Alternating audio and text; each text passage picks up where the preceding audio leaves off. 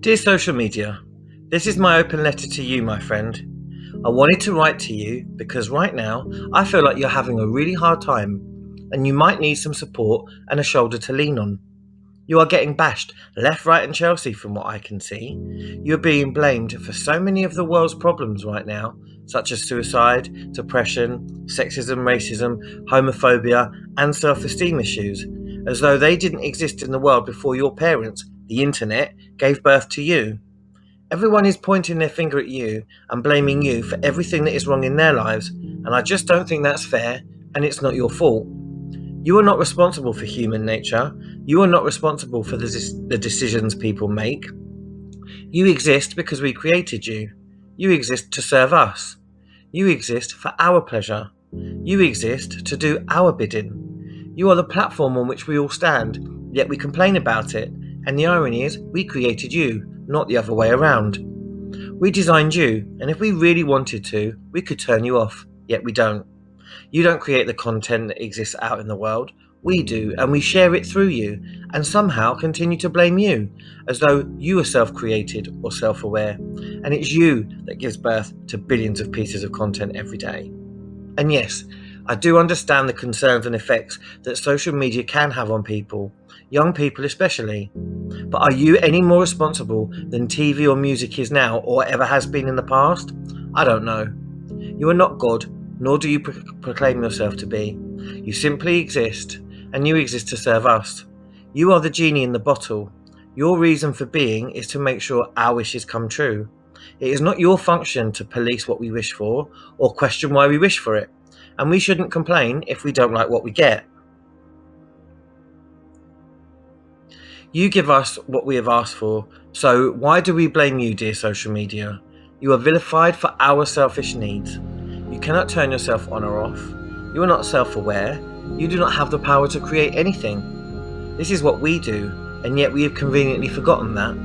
Once again, we have twisted what is inherently our nature, our desires, and blamed someone else, something else for it. We blame you.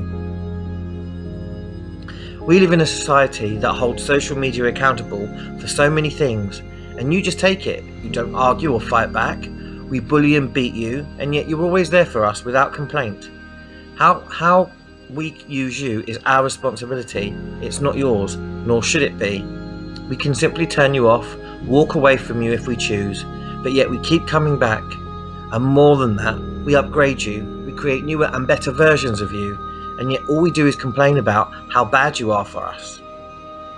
We complain about how much time you take up, complain about the influence you have over our lives. We complain about the effect that what you show has on our children. But what we all forget is that we put that content there. We created you to show it, to share it, to shout it out to the world. But we do not blame ourselves. We do not hold ourselves accountable or responsible for creating the content, for posting the content, or for engaging with the content, or for anxiously waiting for the next piece of content to arrive. So dear social media, my friend, on behalf of all the people who bash and beat you, I sincerely apologise for their shortcomings, for their lack of vision and insight. I apologise for all the blame that is placed on your shoulders and without any retaliation or complaint from you. Dear friend, you are there for me when I need you, 24/7, day or night. I don't have to worry if it's too late when I'm still awake at 3 a.m. or if it's too early in the morning and I'm going to wake you up. I don't have to wonder if you're busy or in a bad mood. I don't have to think about burdening you or worrying you when I am down and upset.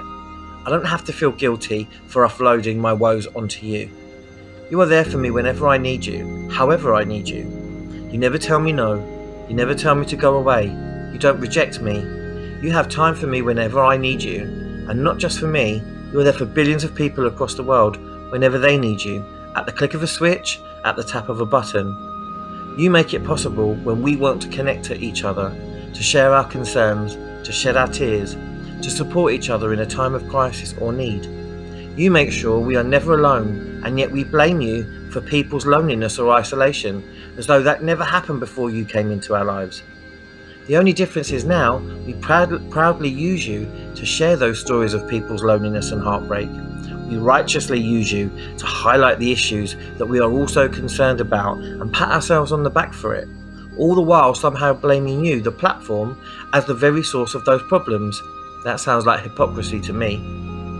Perhaps, dear friend, it is easier to blame someone else for our problems than it is to take responsibility for them. And you are an easy scapegoat because you cannot answer back.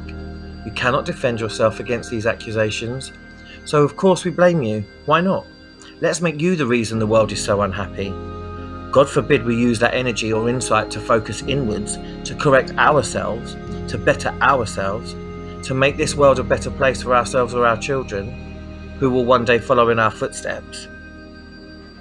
Rather than searching for the positives, it's much easier to highlight the negatives. But I wonder, dear friend, for all the criticism and accusations that are lobbed your way, I wonder what would happen if you simply decided not to show up for work one day. What would happen if you decided to go on holiday and left a sign on the door that said, "Be back soon"? Can you imagine the outrage then? I can. People wouldn't know what to do with themselves. Trust me, it wouldn't take long before they were begging for you to come back. You would be welcomed with open arms and told never to go away again. Without you, people would have to take a long, hard look at themselves, and my guess is they wouldn't like what they see in the mirror. So don't let this get you down, my friend. Keep your chin up and remember that we have a choice. If we are not interested in you, we don't have to come out to play, and that's okay. That's the beauty of choice.